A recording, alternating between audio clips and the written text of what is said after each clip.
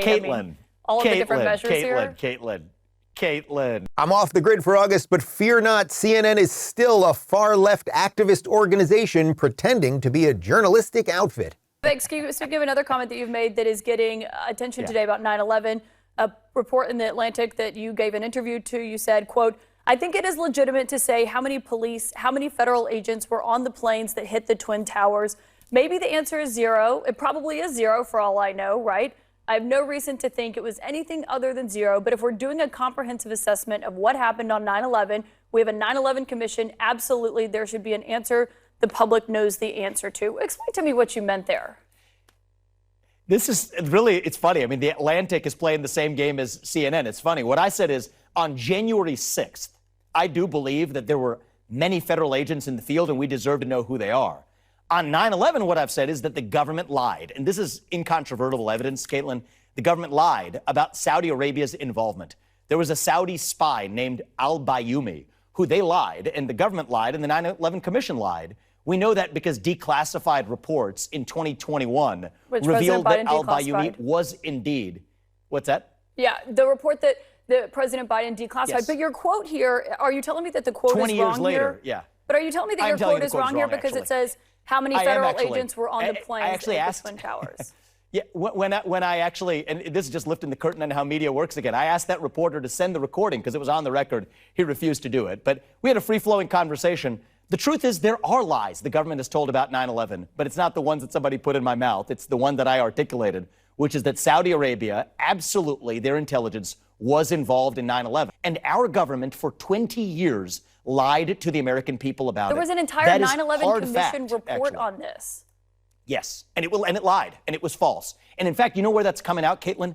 There's now a case, a federal case in the Southern District of New York, where the government of Saudi Arabia is being sued by victims of families. That's why this is resurfacing itself. It is relevant, and it turns out But there's a difference in asking questions about Saudi Arabia's involvement and the government's involvement, and then pushing this idea that what your comment about who was on the plane and then was 9/11 an inside job where you did not say no earlier. That's why it's important to clarify those comments, because otherwise it feels like you're towing the line when it comes to conspiracy theories. Kaitlan, I am guilty as charged that I do not follow the establishment super PAC donor approved script on these questions, but I am speaking truth, grounded in fact, at every step of the way. And that's what's really elicited something of an anaphylactic reaction of the kind we saw in 2016 against a different candidate. Guess what? We'll put a gun in every Taiwanese household, train them how to use it. That is how you make Xi Jinping think twice. Do you really think that would be a sufficient plan to deter a Chinese invasion if it includes long-range missiles, ground troops, an aerial blockade, a naval blockade? Kaitlan, all of the different measures here? Kaitlan, of course it's not sufficient. You take that tiny little clip. When I've articulated at the Nixon Library last week, a 1-hour speech with a whole range of deterrents, that is part of it. But I've also said that I would pull Russia out of its military alliance with China.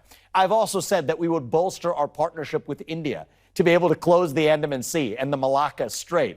I've also said that we would actually send a signal very clearly that we will defend Taiwan, moving from strategic ambiguity to strategic clarity to say that we will defend Taiwan until we have semiconductor independence in this country. And so, yes, part of this is turning Taiwan into a porcupine. I think exporting our Second Amendment is a relatively free or low-cost way to do that. But I find it laughable that you will take that clip and then put words into my mouth as though that was a sufficient deterrent. Kaitlan, with due respect, that's a joke, especially when I've offered as expansive of a deterrent strategy as I have. It's not putting words into your mouth, and it's not saying that you didn't say those other things. It's just saying that you did say that part of your effort when it comes to Taiwan is giving people in Taiwan handguns. This is really funny, Kaitlan. It's been very educational for me to learn how media works. Yes, that is important. No one ever said that was sufficient to deter an invasion.